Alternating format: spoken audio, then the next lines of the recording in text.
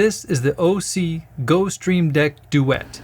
It's the newest small format multiple video input switcher and streaming encoder from Osee, and it's almost identical to the original Osee GoStream Deck with 4 HDMI inputs, 2 HDMI outputs, 2 USB-C ports, 2 3.5mm audio ports, a dedicated headphone jack, a network port, tons of buttons on top for full control of this video switcher without the need for a laptop, a physical T-bar for manual transitions, and an SD card slot for loading still images, playing back video, and recording to that SD card, all in this little package. But the DUET has a little something else up its sleeve, and that's 4 SDI inputs on the side, giving this tiny video switcher a big advantage in terms of overall I/O and keeping your footprint small by removing much of the need to have multiple external SDI to HDMI converters if you need to ingest a mix of HDMI and SDI signals. Just keep in mind that it's either or. You can use the HDMI or the SDI input for any of the 4 individual inputs at a time. So for example, you can still use the HDMI input for input 1, but use the SDI input for inputs 2 and 3, and the HDMI input maybe for input 4, or any mix of those as you need. So you don't get 8 active inputs just by the addition of the 4 SDI ports on the side. But you do have a 5th video input option via one of the USB-C ports on the back, which you can use to plug in a standard web camera like this Logitech webcam and use a web camera as that 5th video input if you need. It can receive NDI-HX signals as a video input on the aux from your local network. If you don't want to use that second USB slot for a web camera, you can always use it for an external USB-C solid-state drive to go in the rear and record to or play back files from. You can use USB slot number 1 on the back to ingest video into your computer. It has 3 built-in streaming encoders, and you can stream directly from the switcher, and you can get everything set up and running and change all of the settings with the buttons on the DUET and with the on-screen menu built into the GoStream Deck DUET without having to hook up a laptop at all, just to get everything set up and running. That's a lot, but the biggest feature for me is having the option of SDI or HDMI inputs all included in this one small streaming and video switching device. These new SDI inputs just give you more options for receiving professional video signals and keeps your setup clean and organized. And it's only about a 1/2 inch wider than a Blackmagic 810 Mini. And for clarity, Osee did reach out to me and sent me this GoStream DUET. I agreed to make a video about it. No money changed hands, but I do get to keep the switcher. So I'm not going to go into every setting and option on the GoStream Deck DUET because it's a pretty fully functioning video switcher, and there are a lot of options and settings and a lot of other videos out there that go deep into those menus. But I will give a general overview of the features and what to me makes this switcher possibly better than some of the competition, and a few things that I don't like that maybe could be better or just work differently than other switchers in this category, or in some cases maybe not as good as some of those other brands and models. And if you're at all video centric and already use video switchers, then you'll be able to dig into the menus and find what you need quickly. So I'll expect you to have some aptitude of operating this type of equipment. But basically the GoStream Deck DUET is obviously a very small form factor video switcher. It can handle up to 1080p 60 maximum on the inputs and the outputs. It has 5 available live video inputs, those 4 HDMI or those new SDI inputs on the side. And again, that 5th input utilizing as an option that USB-C port on the back for ingest of a webcam. And just like Osee's original GoStream Deck, it has 2 HDMI outputs, which is a con of the 810 Mini line. There's a single HDMI output on these smaller ones. And with the most recent firmware, you can route any of the inputs, the multi-view, preview, or program to either or both of those HDMI outputs. The GoStream Deck series has 2 rows of buttons for selecting your sources. The bottom row is your preview bus, and those light up green when your preview is active, while the top row is your program bus, and of course, those are the standard red. And coming back to that SD card slot on the front, again, you can insert a card and record onto that SD card, or you can record onto an external USB drive connected to that second USB port on the back, but you only get a single recording. It does not record each input individually as a separate file. That's often called ISO recording, which the competing 810 Mini ISO products will record each input separately, but the GoStream DEC series just records a single signal.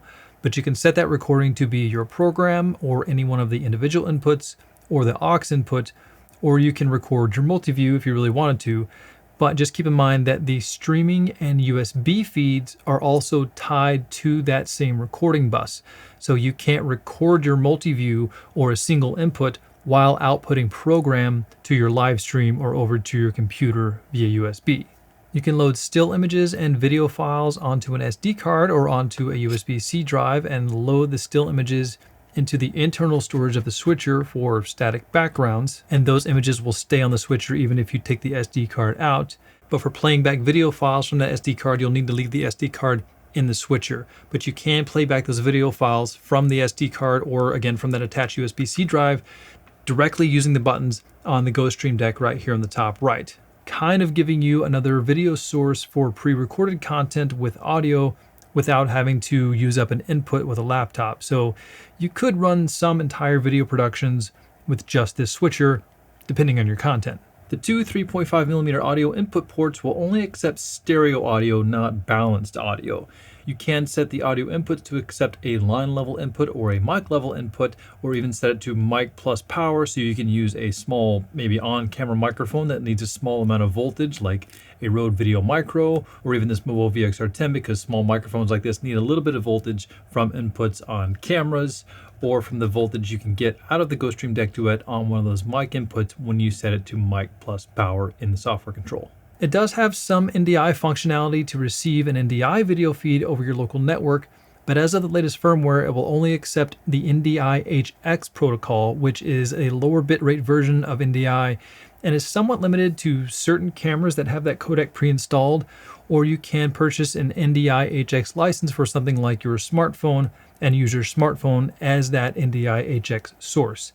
Unfortunately, it will not accept standard NDI signals, and utilizing the NDI HX ingest feature will require purchasing an NDI license for the GoStream DEC DUET. All right, I mentioned it has two USB-C ports on the back. The top port, USB 1, is used for connectivity to a computer for use as a USB capture device using the UVC protocol into programs like OBS, vMix, or even just directly to Zoom or Google Meets.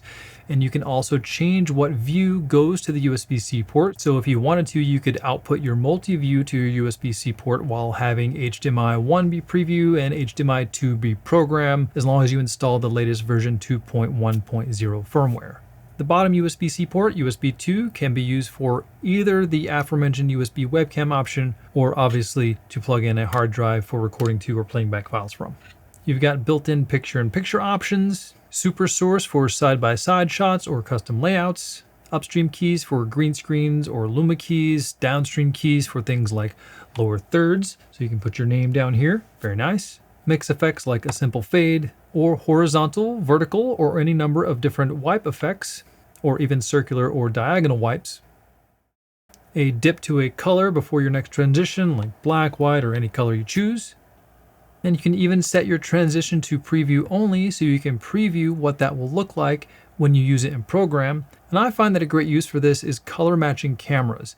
You can set the transition to preview and set it to a vertical side-by-side wipe, for example, and then using the T-bar, bring in the wipe so it stays in the middle or wherever you need it to match up your talent. I'm not doing a very good job here, but there, let's say I had two cameras and I had my talent where I could match up their face in two different cameras, and then I could tell each camera operator to make adjustments at their camera or use the camera CCUs that I might have sitting beside me to color correct those cameras myself, all while still sending another view out to program while I'm doing this in preview.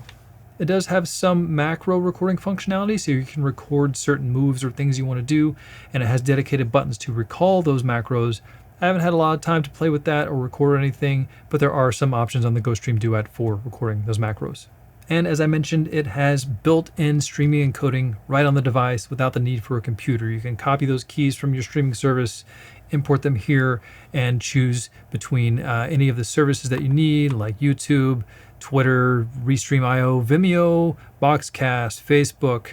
And you can see right here on the menu, I've got Stream 1 set to Vimeo, I've got Stream 2 to Facebook, and I've got Stream 3 to Twitch. And as long as all my streaming keys are loaded properly and those services are ready to accept my feed, I hit the live button and the GoStream Deck Duet will stream to all 3 locations at the same time. It has a power button so you can turn it on or off without having to unplug the switcher.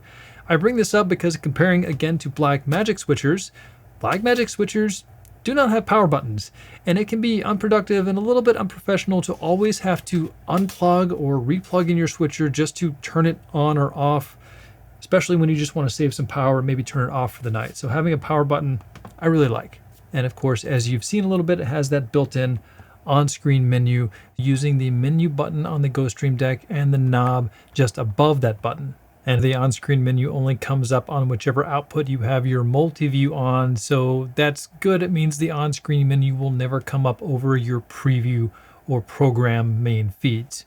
Again, comparing to Blackmagic, with Blackmagic equipment, you often have to plug those switchers into a computer or set them up on a network just to change certain settings or access certain things that they don't have a button for on the switcher.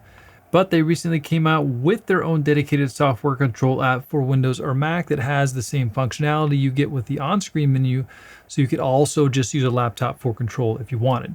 And I really like having a software option on a computer, and I'm glad that they finally came out with one because that on-screen menu only comes up over the multi-view video bus.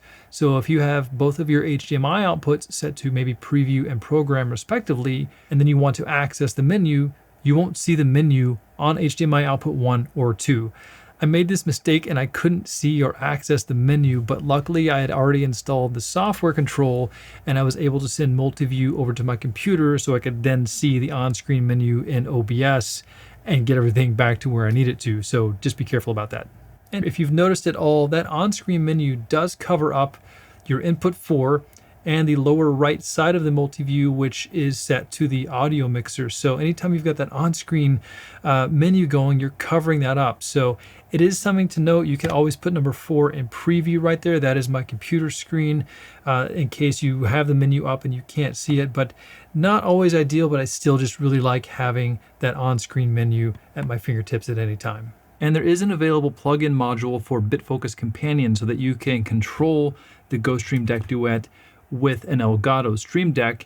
It's not a default part of the Companion package when you download Companion and install it, so you have to manually install the module. It took me a bit and some emails back and forth with Osee, and actually I found the answer on the Facebook users group of exactly where to put that package. You have to get the package from Osee from their downloads. I'm not sure if it's publicly available yet, but I got it installed, and as you can see here, if I hit Cam 4 preview on my Stream Deck over here, then I can control everything from there. Go camera 3.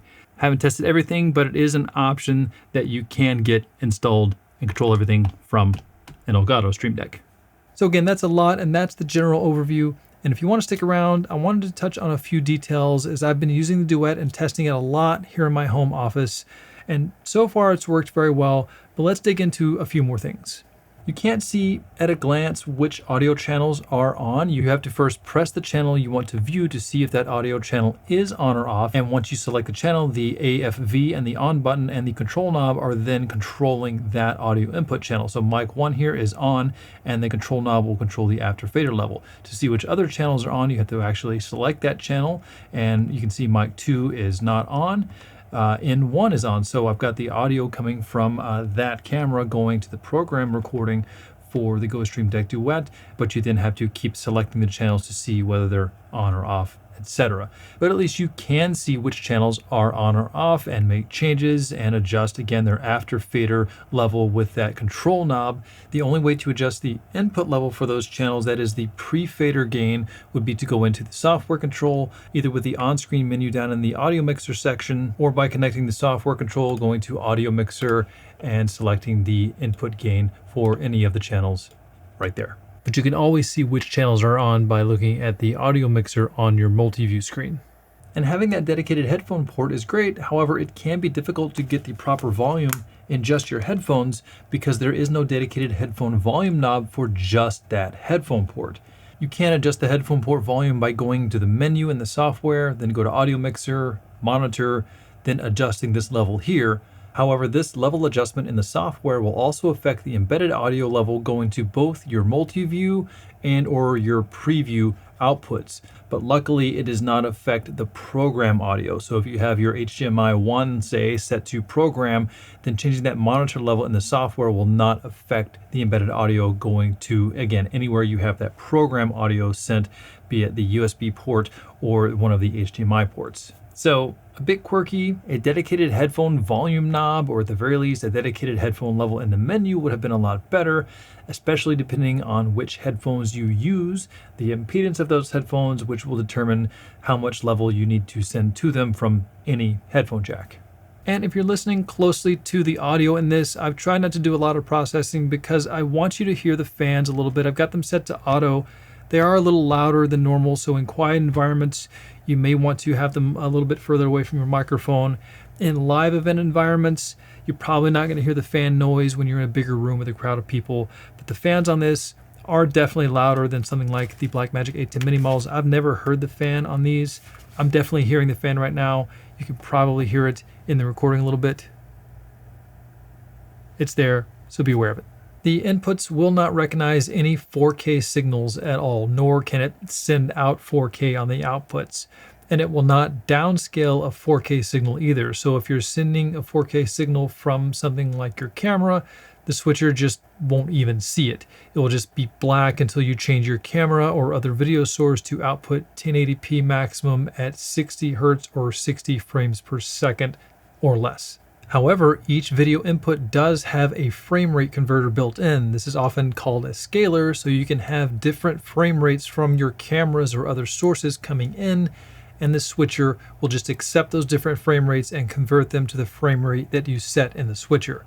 So I can send any of those frame rates into the switcher at the same time as long as they're 1080p maximum. I can send that one at 23.98, I can send that one at 29.97, and I can send the overhead shot at an even 30p if the camera will do that. And actually, if you look here on my input 4, that is a feed directly from my laptop, and that is actually feeding in at 60 Hertz or 60 frames per second. And if I put that in program, you can see here, if we go down to my displays, that if I pick the GoStream deck as my output, you can see 60 Hertz, which equals 60 frames per second. So again, the switcher is converting that because I have the output of my switcher, the master output, set to 1080p 30 right there. So the recording that I'm getting on the switcher is 1080p 30, converting from 23.98, and 60 frames per second with my computer and any other frame rates that I might be feeding into it. You can set what each input will see, either the HDMI signal or the SDI signal, and you can do that independently on every input. So input 1 can be HDMI, while input 2 is SDI, and on down the line to 3 and 4. And by default, if we go to the menu here, scroll down to the source selection, we can see that they're all set to SDI right now, which means they're going to see that first. So if you have an active signal coming into the SDI port, it will override the HDMI signal. Or you could always just tell input 2 to look at the HDMI all the time by setting that here in the menu. But by default, each input is looking at the SDI first, which is kind of like an automatic source selection. So if I disconnect my camera 2 here, that camera goes away, and you can see in my preview, input 1 is that camera. But since here in the menu, input 1 is set to SDI, and there's an active camera signal coming down this SDI line, if I plug that in, input 1 will then recognize that instead of the HDMI input. So I could change that in the menu if I wanted to. I could just say, you know what, in 1, even though I've got an SDI signal, I want it to look at HDMI, and now we're back to HDMI. So I usually leave those to SDI, knowing that if I have an active SDI signal, it's going to use that before the HDMI. Again, knowing that I can always go back into the menu and manually set that to HDMI if I wanted to. And if you are using HDMI, you've got a few more options. You can go HDMI auto, or you can tell it what range of blacks and whites, either legal range or full range, that you're sending from that camera. So you can put HDMI RGB full, or HDMI RGB limit, which is legal range, So I usually leave that on SDI, and here in the menu, being able to set each input to what you want it to see means that you could just always have cables plugged into the side and the back, HDMI in the back, obviously SDI on the side. You could just have those cables plugged in, going to maybe a patch bay in the back of like a rack situation if you were to mount this. And that way you could just leave those cables plugged in and go into the menu and just select what you wanted instead of always having to unplug and replug cables just to have it see one input or the other. So to touch just a little bit on the streaming to those 3 locations, I'm not going to get into this too deeply right now because of the way I'm recording. But you can see here in the on-screen menu, if we scroll down to stream, you've got stream 1, stream 2, and stream 3. And you can enable those, which you would need to do. Enabling it here on the output means that when I hit live, it's going to go to that destination, assuming you've uploaded the right key into the GoStream Deck DUET. So here I've got stream 1 set to Facebook, it's on. I've got stream 2, we can set that to YouTube, and it's currently off, which means if I hit the live button, stream 2 is not going to go anywhere, and stream 3 is currently off as well. That's going to Twitch, but we can enable YouTube as well right here, turn it on.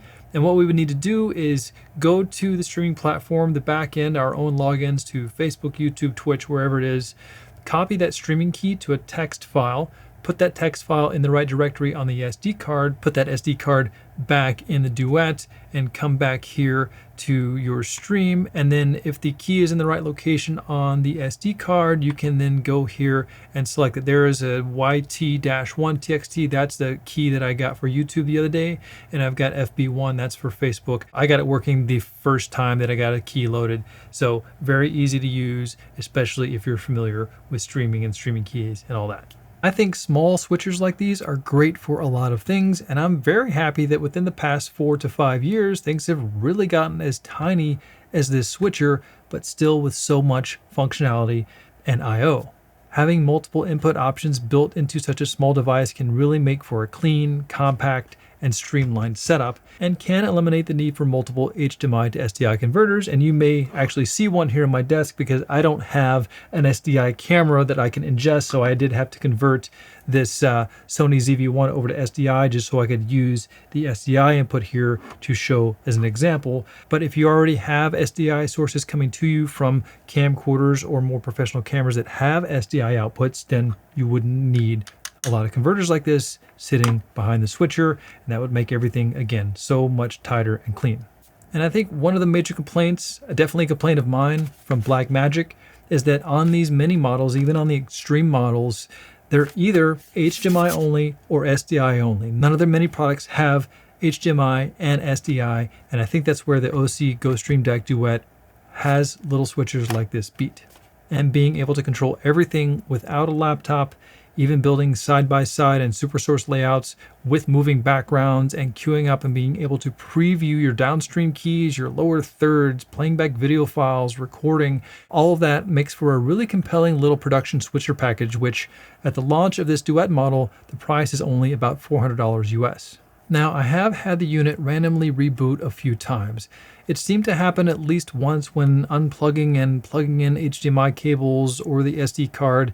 And once when that happened, the audio mixer on the multi-view screen wasn't showing up correctly and some of the info was missing, but manually rebooting after that did fix the weird visual problem on the multi-view audio mixer.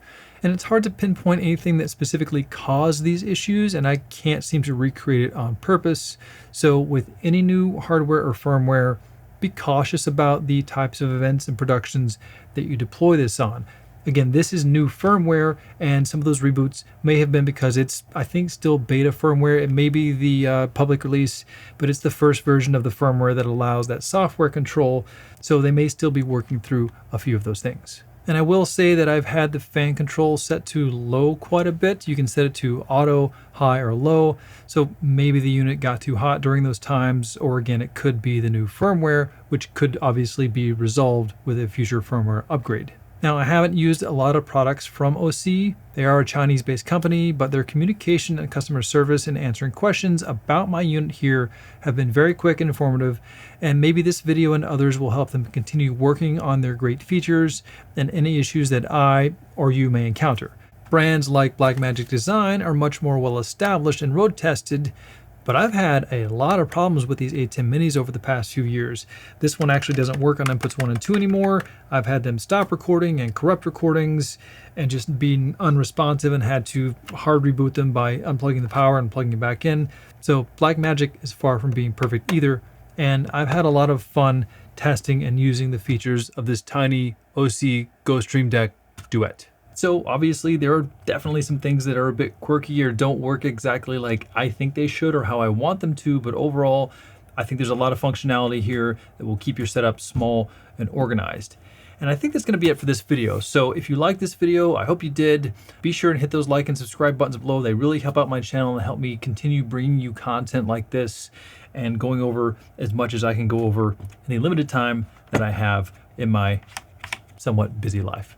So for now, that's it, and I will see you on the next one. Later.